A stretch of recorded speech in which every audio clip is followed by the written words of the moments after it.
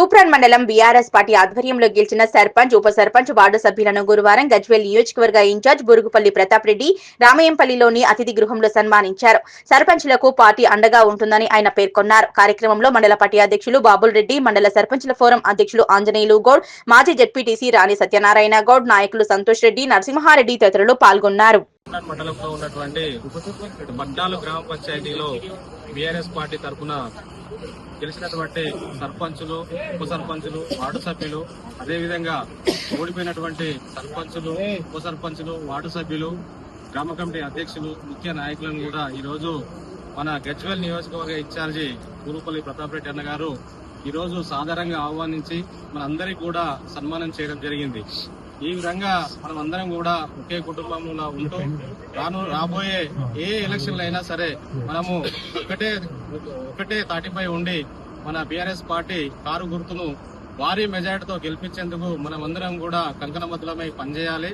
మరి మొన్న జరిగినటువంటి ఎలక్షన్ లో కూడా మనకు పార్టీ అధిష్టానము మరి ప్రతాపన్న కూడా మరి ఇక్కడ ఉన్నటువంటి నాయకులు అందరూ కూడా చేదోడు వాదోడుగా ఉంటూ మనందరినీ వెన్నంటి ఉండి గెలిపించడం జరిగింది.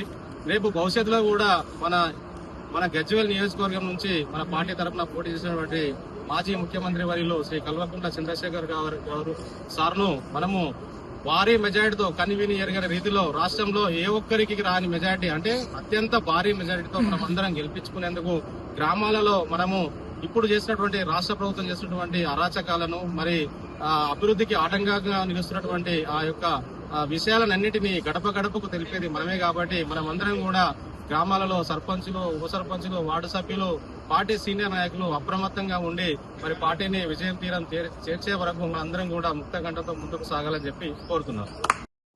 సర్పంచులు, ఉప సర్పంచులు, వార్డు కమిటీ మెంబర్లు, సీనియర్ నాయకులు ఈరోజు తూప్రాన్ మండలంలో గెలిచినటువంటి అందరికీ కూడా సన్మానం చేయడం జరిగింది. సన్మానించి ఈరోజు వాళ్ళు సర్పంచులుగా గెలిచి కూడా ప్రయోజనం లేకుండా ఈ ప్రభుత్వంలో అకౌంట్లన్నీ కూడా ఫ్రీజింగ్ లో పెట్టుకున్నారు.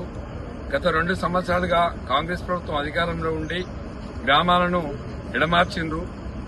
గ్రామాలలో అభివృద్ధి కుంటుపడింది. గ్రామాలలో శానిటేషన్ మొత్తం కుప్పకూలిపోయింది.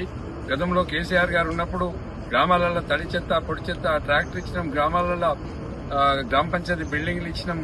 అదేవిధంగా అక్కడ గ్రేవ్ యార్డులు నిర్మాణం చేసినాం, డంప్ యార్డులు నిర్మాణం చేసినాం, పల్లె ప్రకృతి వనాలు ఏర్పాటు చేసినాం, క్రీడా వనాలు ఏర్పాటు చేసినాం, పల్లెల్లో సీసీ రోడ్లు వేసినాం, పల్లెల్లో ప్రతి ఇంటికి మంచినీళ్లు ఇచ్చినాం.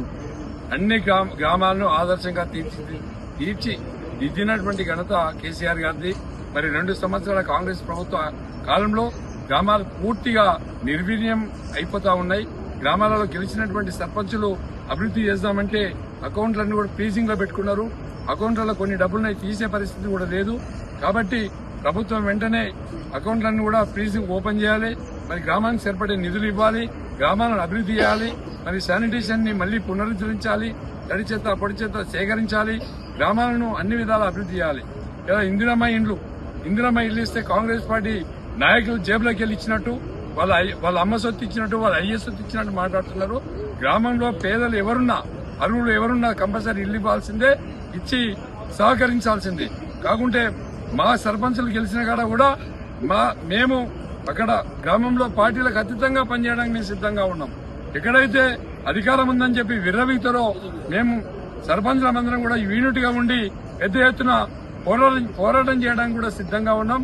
మరి ఏది ఏమైనప్పటికీ కూడా పేద ప్రజలకు అండగా ఉండాలి. ప్రతి సంక్షేమ పథకం కూడా పేద ప్రజలకు అందాలి. గతంలో కేసీఆర్ గారు రైతు బంధు ఇస్తే అందరికి ఇచ్చినాం, రైతు బీమా ఇస్తే అందరికి ఇచ్చినాం, కళ్యాణ లక్ష్మి ఇస్తే అందరికి ఇచ్చినాం, ఇండ్లు ఇస్తే పేదవాళ్ళకి ఇచ్చినాం, దళిత బంధు ఇస్తే అందరికి ఇచ్చే ప్రయత్నం చేసినాం. ఎవరికి ఇచ్చినా యూనిట్ గా అందరికి ఇచ్చినాం. తెలంగాణ బిడ్డలు మనవాళ్ళు అనుకుని ఇచ్చినాం. కానీ ఇలా కాంగ్రెస్ పార్టీ వచ్చిన 2 ఏళ్లలో మావాడు, మీవాడు, ఇటు కాంగ్రెస్, ఇటు బీఆర్ఎస్, కమ్యూనిస్టు, ఇటు బీజేపీ అని మాట్లాడుతున్నారు. ఈ తెలంగాణ బిడ్డలు దయచేసి అందరికీ ఇవ్వాలి. ఏ స్కీమ్ వచ్చినా కూడా అందరికి అందుబాటులో ఉండాలి. లేకుండా పెద్ద ఎత్తున ఉద్యమం చేపడతాం. గ్రామాలను ప్రజలను తరలిస్తాం.